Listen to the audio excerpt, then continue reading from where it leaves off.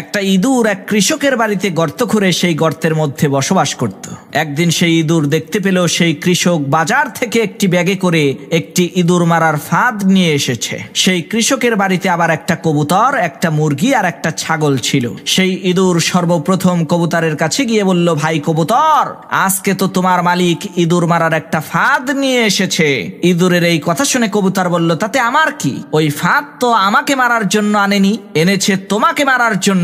এটা তোমার সমস্যা, তুমিই বোঝো। কবুতরের এই কথা শুনে সেই ইঁদুরটি নিরাশ হয়ে মুরগির কাছে যে ওই ইঁদুর মারার ফাঁদের কথাটা বলল। তখন মুরগিও একই কথা বলল, ভাই এটা তো তোমার সমস্যা, এর সাথে তো আমার কোনো লেনা দেনা নাই। মুরগির কথা শুনে সেই ইঁদুর আরো হতাশ হয়ে ছাগলের কাছে গিয়ে ওই ইঁদুর মারার ফাঁদটার কথা বলল।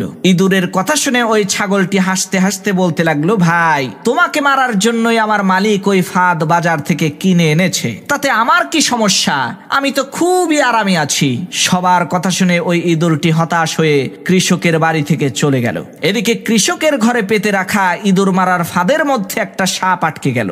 রাতের অন্ধকারে ওই কৃষকের স্ত্রী ইঁদুর মনে করে যখনই ওই ইঁদুর মারার ফাঁদটাকে হাত দিয়ে ধরেছে, আর অমনি সাথে সাথে সাপটা কৃষকের স্ত্রীর হাতে কামড় বসিয়ে দিল। তখন কৃষক তার স্ত্রীকে বাঁচানোর জন্য হাকিম কবিরাজ নিয়ে আসলো। হাকিম সাহেব চিকিৎসা দিয়ে বললেন, এই সাপে কাটা রোগীকে কবুতরের স্যুপ খাওয়াতে হবে, তাহলে ইনশাআল্লাহ খুব দ্রুতই সে সুস্থ হয়ে যাবে। সেই কৃষক হাকিমের কথা শুনে তার স্ত্রীকে বাঁচানোর জন্য ওই বাড়িতে থাকা কবুতরটিকে জবাই করে স্যুপ বানিয়ে তার স্ত্রীকে খেতে দিল।